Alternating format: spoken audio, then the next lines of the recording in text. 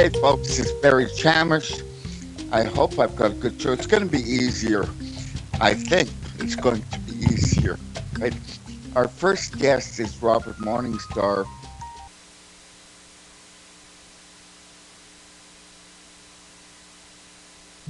It's called Scott. All right, folks. I'm going to bluff it until we get Robert back. The problem was his mic. Hello. The problem was his mic. And however that works, I'm innocent. I truly am. Robert, are you there? Yes, I'm here. All right, start again. I can hear you with last. The problem was your mic. Whatever it was, I hope it's fixed. Well, I reset We it. start again, folks. Okay. We start right. with the Dead Sea Scrolls. We start with our guest. His name is Robert Morningstar. We start all over again. All right, Robert, why your interest in the Dead Sea Scrolls? Why? Why? Because it's the most important library of authentic ancient Hebrew writings and biblical scholarship that has emerged in the last 2,000 years. It's something that... Oh, I think the Torah and the Talmud in the last 2,000 years has been an awful lot of... Well, the Torah precedes the Dead Sea Scrolls. All right, the Talmud... much older. And the Talmud is a more recent vintage. The point is that the Dead Sea Scrolls illustrate that what is called Christianity today is the most original form of Hebrewism and Hebraic religions and beliefs, and antedating Judaism. In fact, after 20 years of studying the Dead Sea Scrolls, it's a shocking realization that the word Jew or Jews do not appear at all in the Dead Sea Scrolls, and the word Judah appears only once, and that's in reference to the name of one of the gates of the temple, like the gate of Solomon, gate of Simeon, the gate of Levi, and the gate of Judah. What's the significance? The significance seems to be that the real Jewish teachings and beliefs that follow the Torah are those that are contained in Essenism or Essenism and in Christianity today.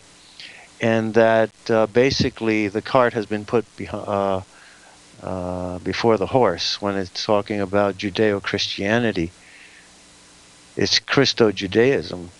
Judaism seems to have been a reaction to what happened in the first century BC to AD. Well, I won't go into the... let's just put it this way. When I was in Israel and growing up and going to the Shrine of the Book and looking at Dead Sea Scrolls, we viewed the Essenes as a hippie cult. We didn't view the Dead Sea Scrolls as remotely accurate. Right. Well, it seems that the Dead Sea Scrolls themselves point out that one of the tactics used by their enemies to subvert them was the use of ridicule and sarcasm and lies.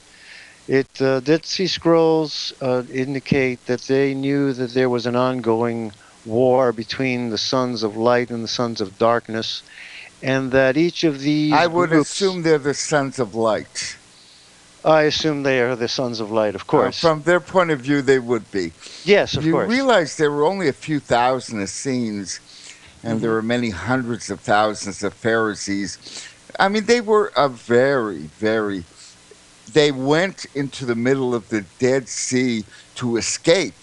I mean, they were monks. Right. You know what I believe? I believe that they were a group of Hebrews who had never urbanized, whereas the rest of the tribes, after the conquest of the Holy Land, the rest of the tribes did settle in the old towns and mixed with their beliefs with some of the previous beliefs, and intermingled their religion to some degree, whereas these were purists. I believe that they were trying to live the life of the wilderness as the entire Hebrew nation had lived it under Moses.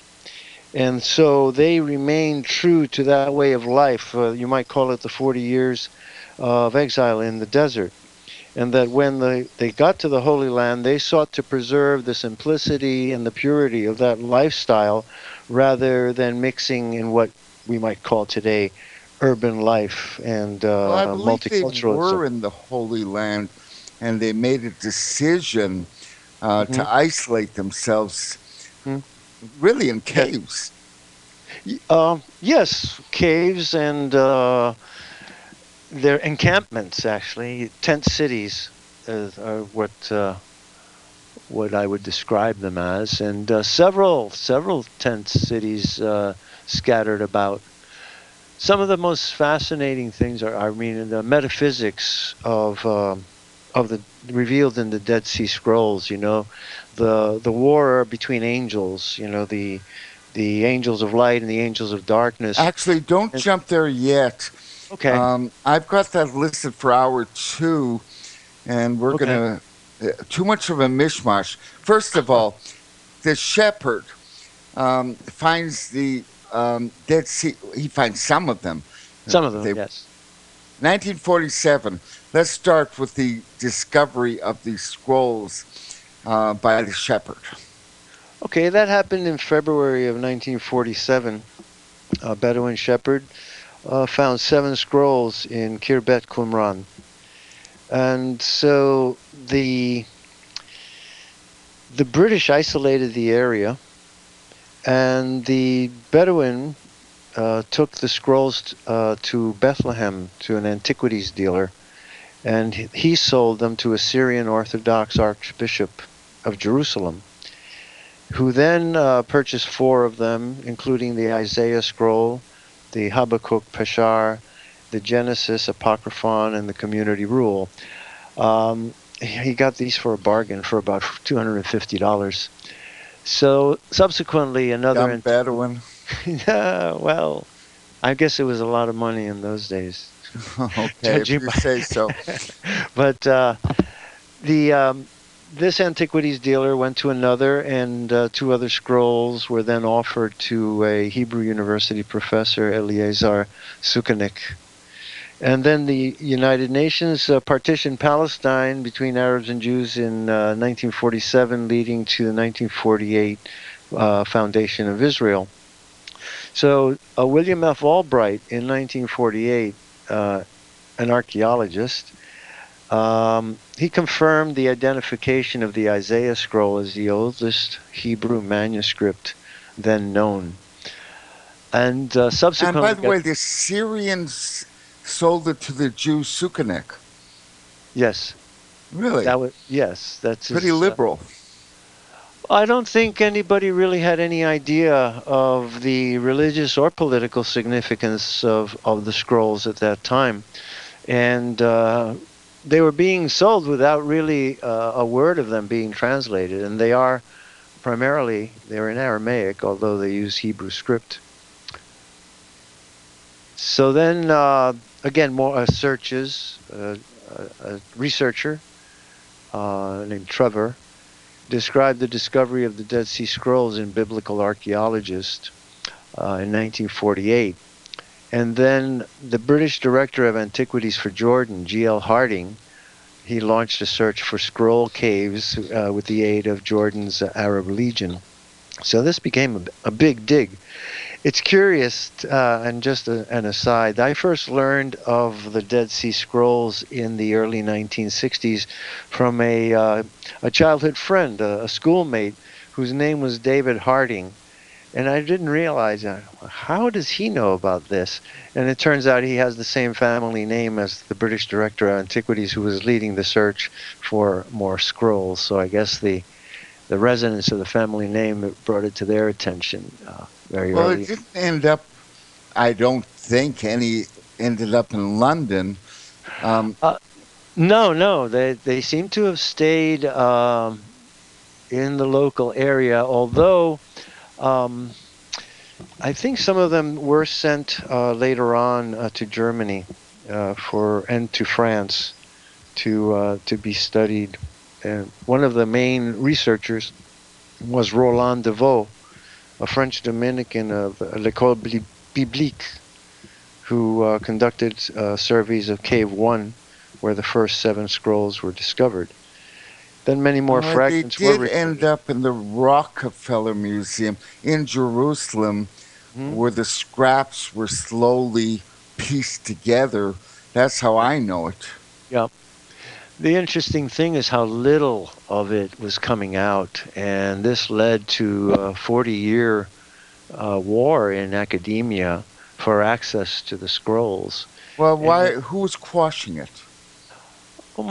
well, the scholars, for the most part, it would seem to me, in the first 10 to 15 years, I think it was kind of academic egotism of just controlling the information and just leading, holding on to it and secreting it.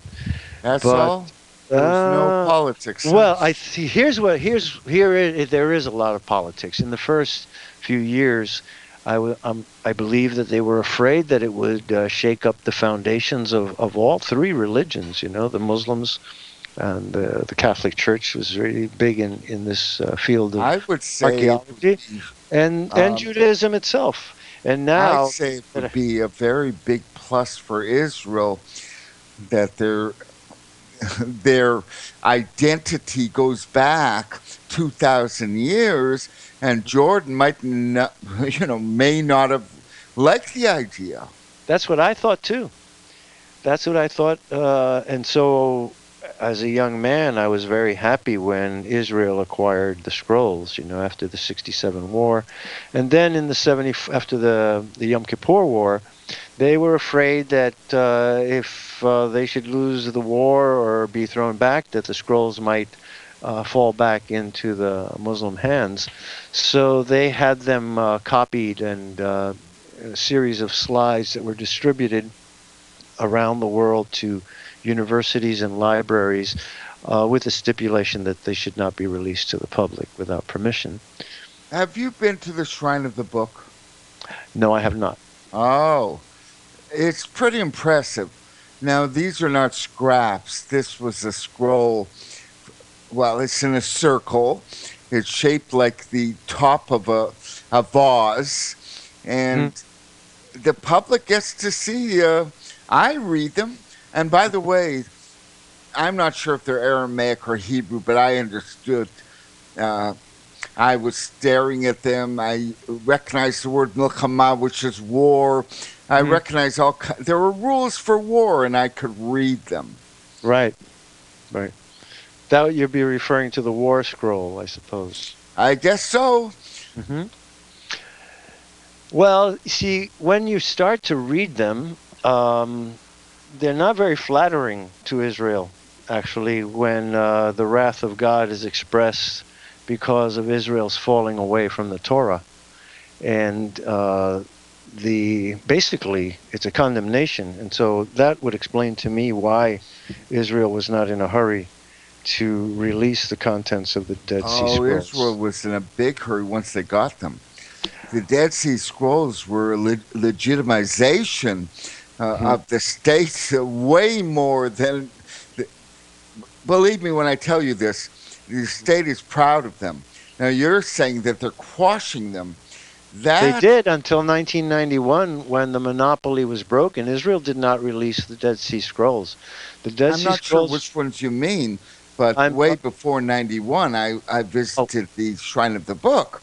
I right. visited it in the late 70s, first time. Yes, yes, that may be so, but the translations and releases of the actual contents of the scrolls was held back and led to a very vitriolic, well, I call them wars in academia throughout the 70s, 80s for access to the scrolls. And Look, I so, have my suspicions that a Rockefeller would set up a museum and that the scrolls would be put back together under the auspices of a very wealthy American family with all kinds of ties we don't want to talk about. But it wasn't the Jordanian government, it was the Rockefellers who had, oh, I I guess a agree. break. I We agree. have to take 3 minutes off. We're doing pretty good, though. Okay. Shaky start. Technology is not my friend.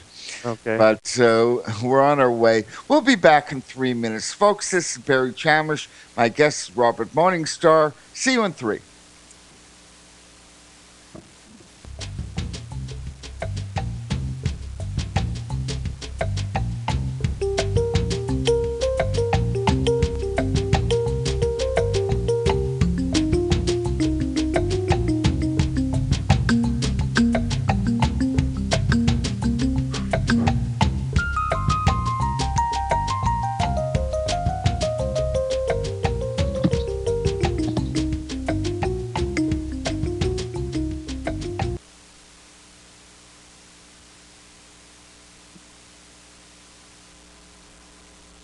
You're listening to FirstAmendmentRadio.com worldwide. Freedom is never free. We need your support today at FirstAmendmentRadio.com.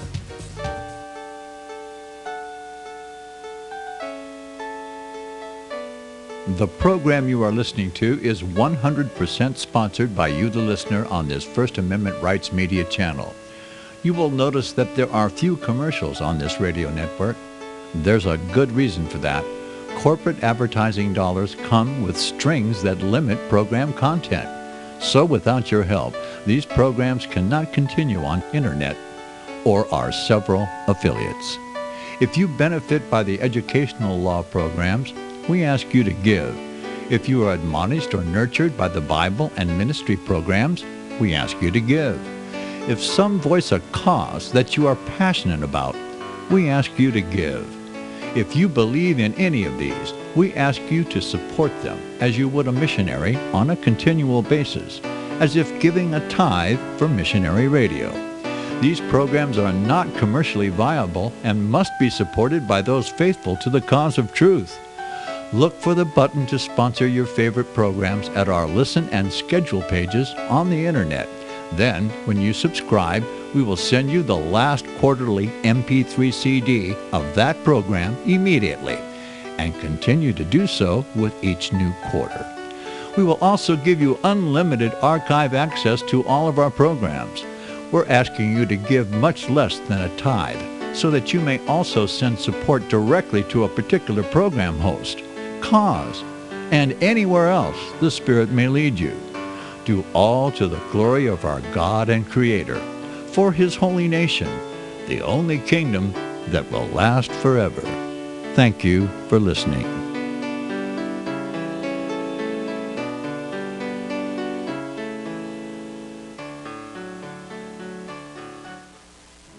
Since the beginning of time, kings have sought it, nations have fought for it.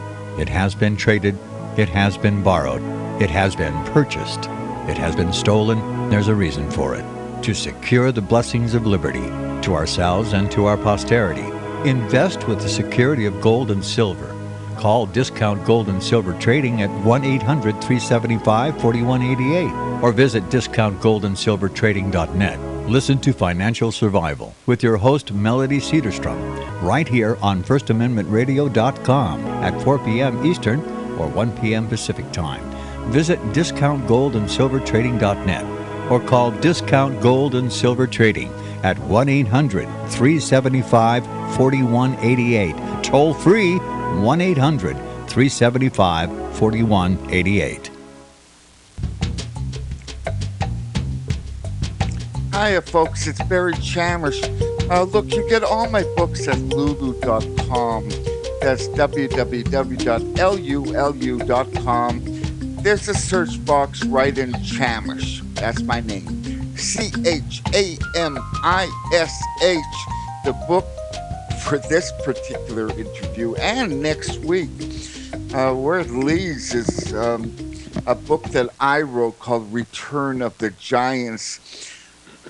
There was a wave of extraterrestrial, what a wave. From 87 to 99, Israel just blasted with UFOs and giant creatures. And by the way, I was on the show Sightings 5 times. My research, it passed muster.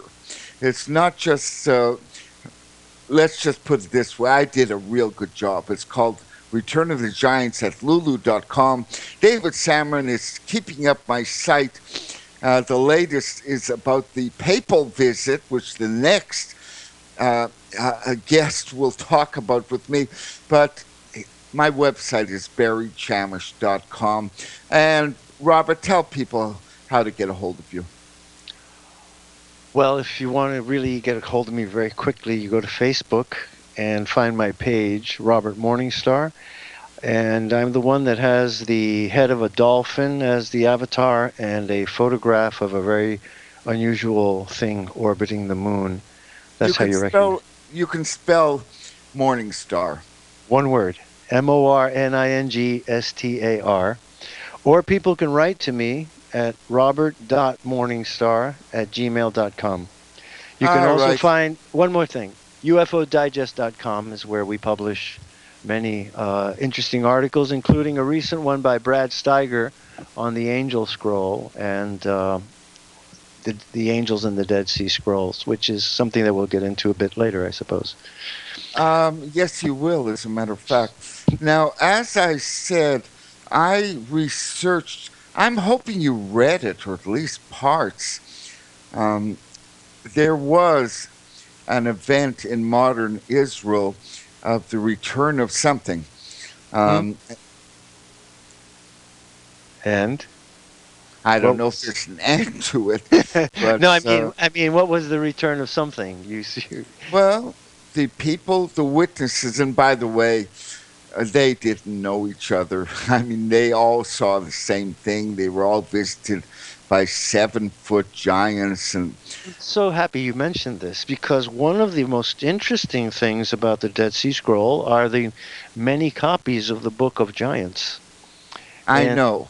That's this is a very interesting topic, in particular with regard to the birth of Noah and the ending of the reign of the giants. Basically, the deluge, the flood, seems to have been arranged to. You know what? Let's get to that slowly. And okay. By the way, we'll have lots in common. And as I said, I did my. By the way, I'm not even sure it was, curiosity, academic curiosity. It was staying alive curiosity. I was writing about interesting offbeat stuff that nobody was touching, and one thing led to another, which led to sightings. It led to, I guess, when it comes to recognition, that book of mine, Return of the Giants, got me the most, probably more than Rabin worldwide. Wow. All right, let's go backwards. I'm going to just quickly say, you said that Israel quashed the Dead Sea Scrolls. Mm-hmm. How? Why? Well, they did not allow qualified scholars to read the entire text. A group of 3 authorities would determine who got what, and they would send one little paragraph to one scholar, and it's another little paragraph to another scholar, and they were frustrating a huge number of people. Among were them, they holding back?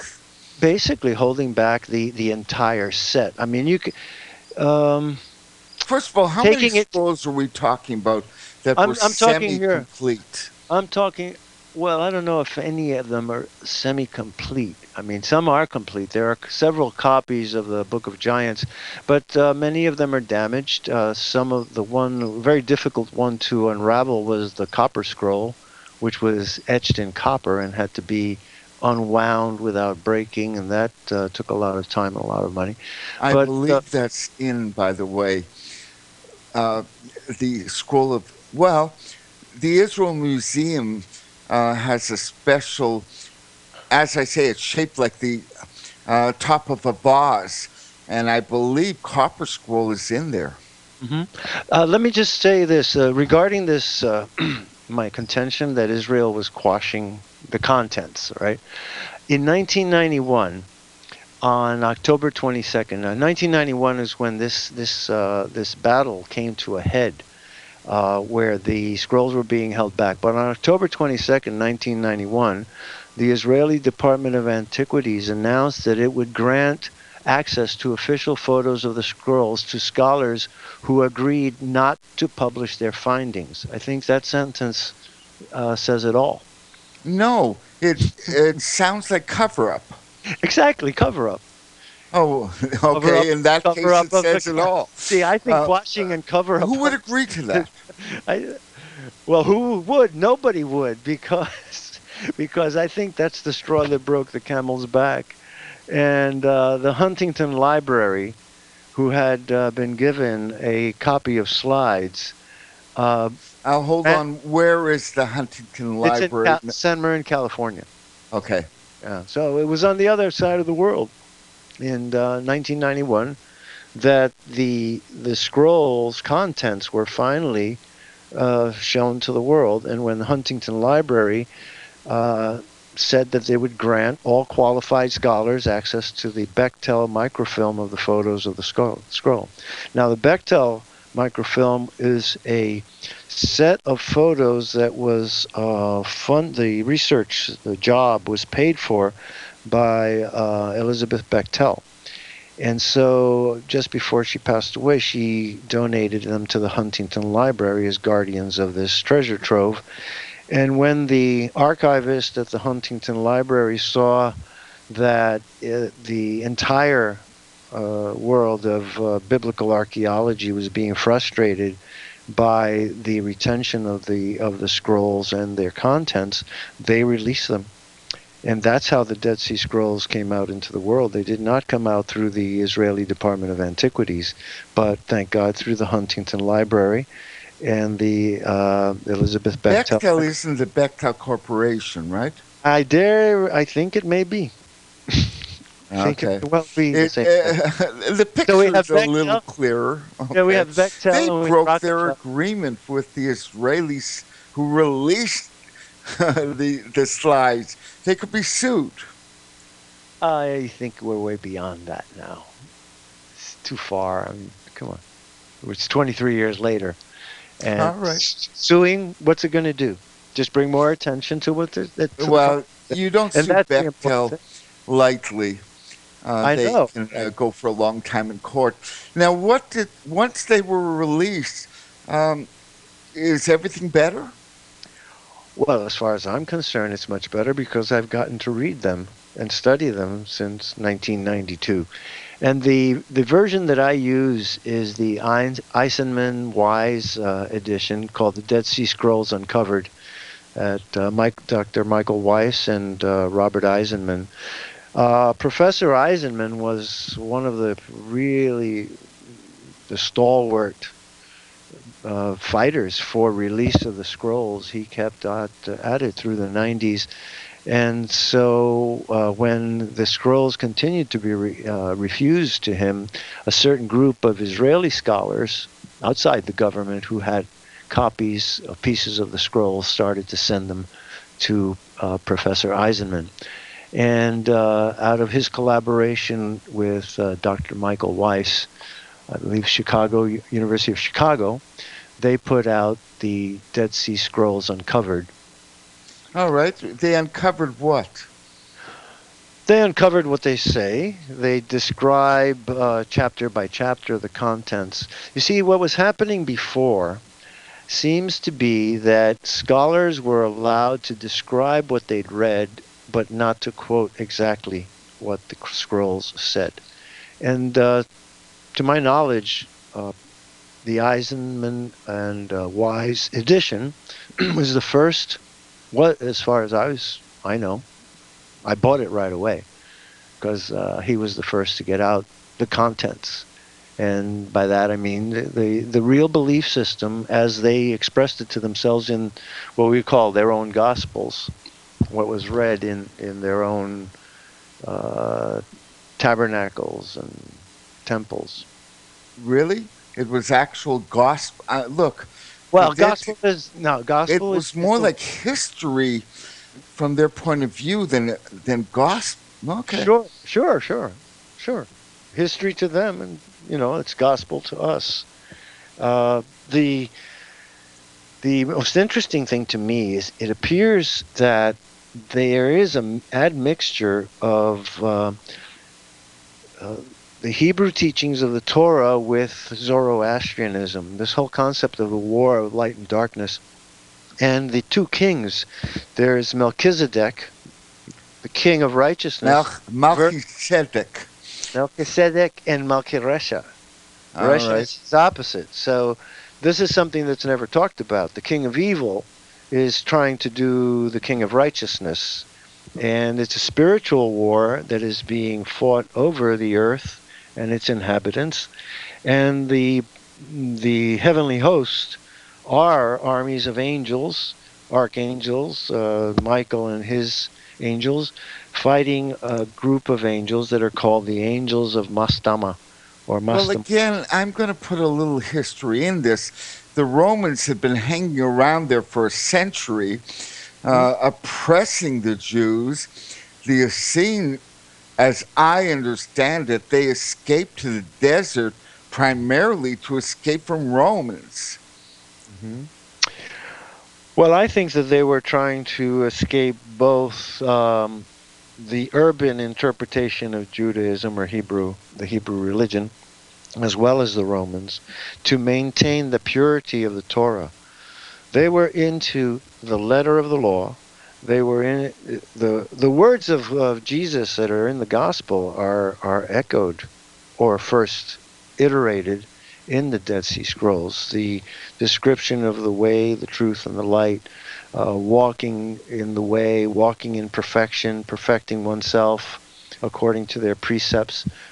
Um, it's a When did very the Essenes complete system. begin in the desert? When did they begin in the desert? Let's get some perspective here. It seems that there's an estimate of 200 to 150 BC. That's what I Really? go by. Yep. 2 centuries? Some say as much as 200 BC, and others say 150 Well, BC. if I'm not mistaken, weren't the Essenes defeated in 73 AD?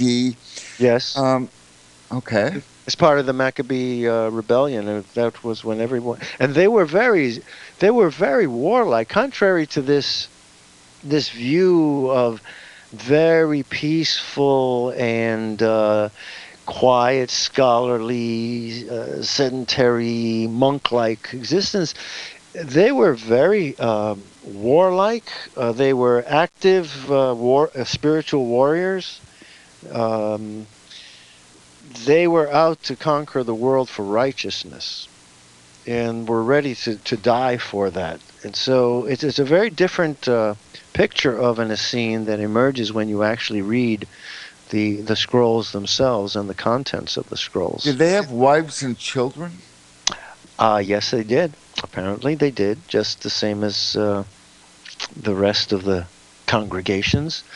What I find interesting is the interaction, the importance of angelic presence, angelic guidance, and angelic interaction with the Essene community, which brings me to your book of giants and UFOs, because the whole thing seems to me to be a UFO-based religion.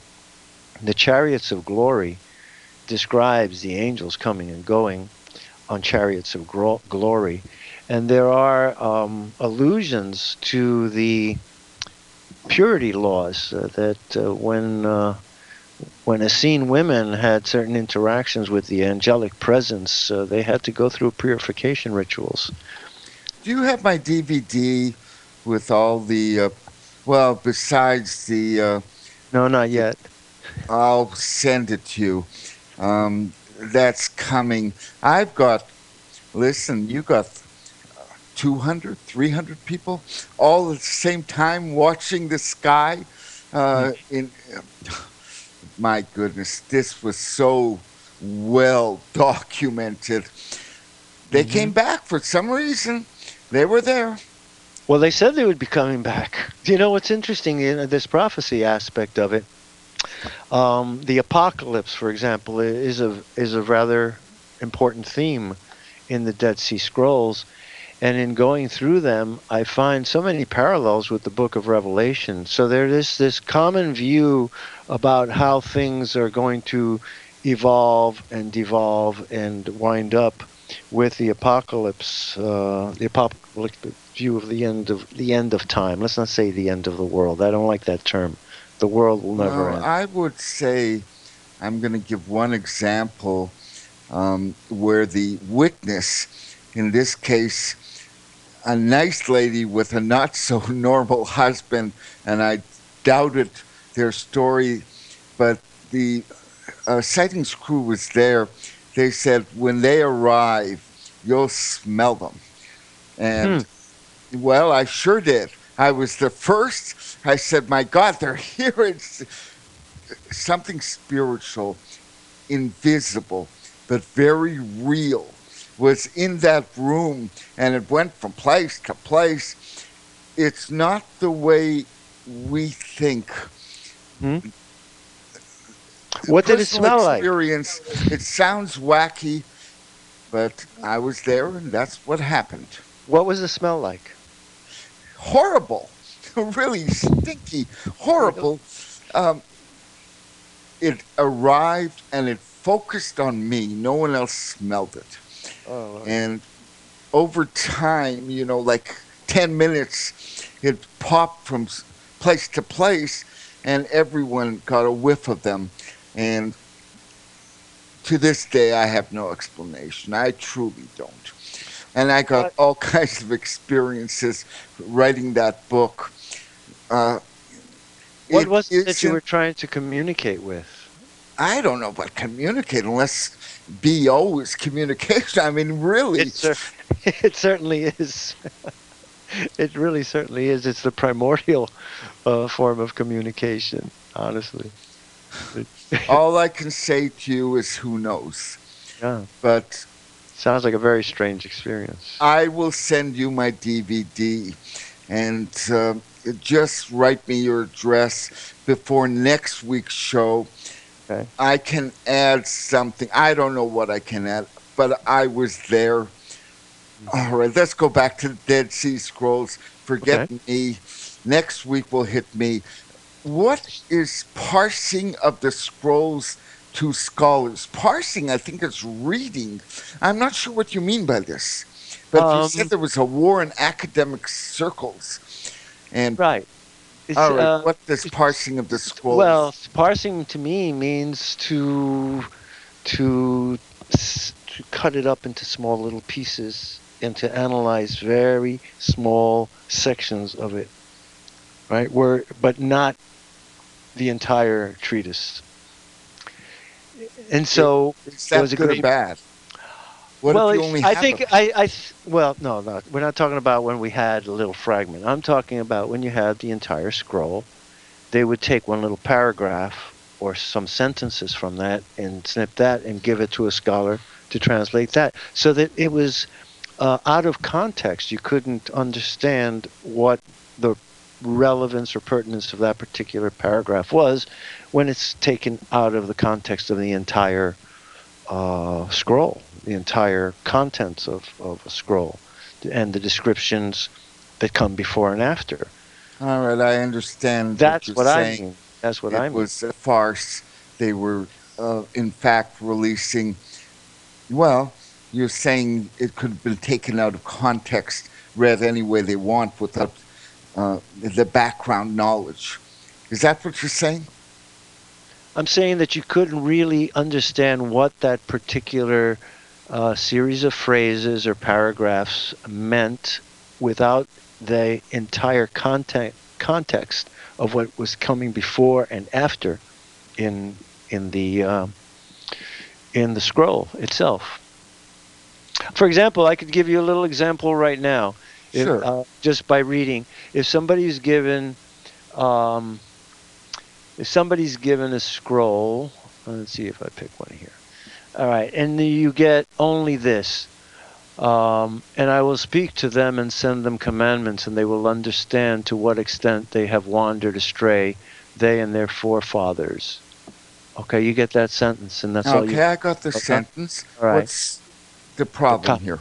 the problem is that it's really unintelligible in the context of the full message, because that's what the Dead Sea Scrolls are. They are messages. So when you get the full context, this takes on a totally different meaning. Do you want to hear the full context? Sure. Okay, it's first I'll give you the name of the scroll: the angels of Mastamoth and the rule of Belial. All right, these are the evil angels, the enemy angels that are fighting against the righteous. Okay, so this fragment reads like this. Breaking again, the sons of Aaron, 70 years, and the sons of Aaron shall rule them, but they shall not walk in my ways, which I command you, and which you shall warn them about. They also, the sons of Aaron, shall do what is evil in my eyes, exactly as Israel did in the early days of its kingdom, apart from those who will come up first from the land where they have been captive, to build the temple. And I will speak to them and send them commandments, and they will understand to what extent they have wandered astray, they and their forefathers. But from the end of that generation, corresponding to the seventh Jubilee, since the desolation of the land, they will forget law and festival, Sabbath and covenant. We're getting lost. They will break and violate everything and do what is evil in my eyes. Thus I shall turn my face away from them and give them unto the hands of their enemies, delivering them to the sword. Yet I will spare a remnant, so that my anger and my turning away from them will not be destroyed. And the angels of Mastamoth shall rule over them, and they will turn aside and do what I consider evil, walking in the stubbornness of their hearts. All right, next week we're going to have a second hour where that will be put into a little more context. Well, that's what I did there. I put it in context. I read you a phrase, and this is how the contents were being eked out of context, so no one could really comprehend the message that the Dead Sea Scrolls are there to convey to us. All right. I'm going to add there is a separate point of view on who the Essenes were and who they were writing for. It doesn't matter. I'm not going to do that. Maybe we'll have a lively debate. Maybe we won't next week. Okay. But we're going to have 2 points of view on what all this means. Sure. I mean, really, who says they're accurate? That's for next week. Okay. Look, Robert, if my Yes. second guest doesn't show up, that's Douglas Willinger. I know why the Pope is coming. He didn't provide, but I did. I know what this upcoming visit to America is going to entail. I did a little research. I suspect that he's going to pull an encyclical out of his hat like a rabbit. He's already pulled it. That's what. Yes, he's the first one, but I think that he's planning to assume the podium in the Congress and speak ex cathedra, as they say in the Catholic Church, speaking from the throne, and just download an encyclical on the world. No, he's got it. Yes. In December, they're all going to meet, and it's all going to be about climate, and it's all going to. Yes. I've got this for the next guest. I'm not going to bore you with this. Okay. But I did some research. Now, as for your next part, we can't do it in 2 minutes. Not fair to you. Oh, no. So we'll do it next week, hour 2. Oh, that'll be fine. There you go. Look, okay. Robert, we had a good first hour. If the next guest doesn't show, we'll phone you back and we'll do hour 2. If not, we'll do it next hour. Tell your people to listen. I think we did well. Thank you. I enjoyed it. I look and forward thank to you. I enjoyed it as well. Folks, that was Robert Morningstar. And coming up is Douglas Willinger. And so far, so good. Pretty good show so far. Hope you agree. See you in 7 minutes. This is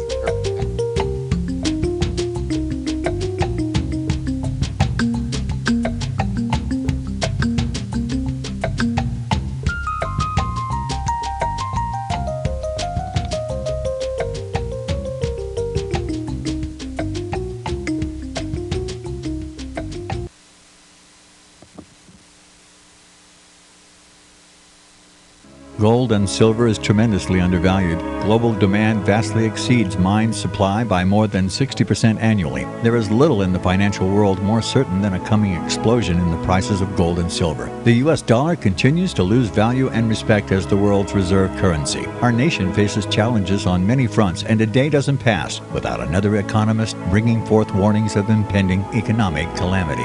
There has never been a better time than right now to acquire physical gold and silver. Discount Gold and Silver Trading was founded on the principles of truth and honesty. We believe in providing a quality product, quality service, and most importantly, competitive pricing. We provide all forms of precious metals, including American gold, silver, platinum, and rare investment and circulated coins. Silver bars, rounds, and 90% silver bags are on hand for the silver investor. Gold self-directed IRAs are available. Call Discount Gold and Silver Trading at 1-800-375-4188. Toll free, that's 1-800-375-4188. Years ahead of the dominant media, FirstAmendmentRadio.com and FirstAmendmentRadio.net. Visit crosstheborder.org, CROSS, crosstheborder.org, to get your print, EPUB, or PDF version of the book, The Rapture Will Be Canceled. That's crosstheborder.org. I know you all want answers, and believe me, so do I, and I'll do my best to get them. Despite Nicolas Cage's promise to do his best to get left behind rapture answers for us, don't hold your breath. Not everyone believes Left Behind is true prophecy. Some may even regard as conspiratorial the mainstream re-release of the Left Behind movie with actor Nicolas Cage portraying the main character as an attempt to further reinforce in the minds of all this perception of false prophecy, in order to condition the masses for the play about to begin. If you want true Bible prophecy answers, get the book, The Rapture Will Be Canceled.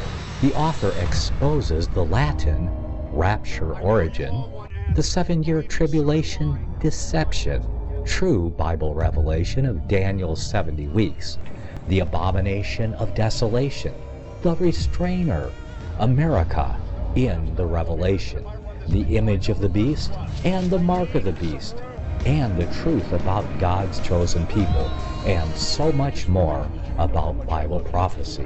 This book will shatter the Left Behind paradigm of future events. Get the book, The Rapture Will Be Canceled. Visit crosstheborder.org, CROSS, crosstheborder.org, to get your print, EPUB, or PDF version of the book, The Rapture Will Be Canceled. That's crosstheborder.org.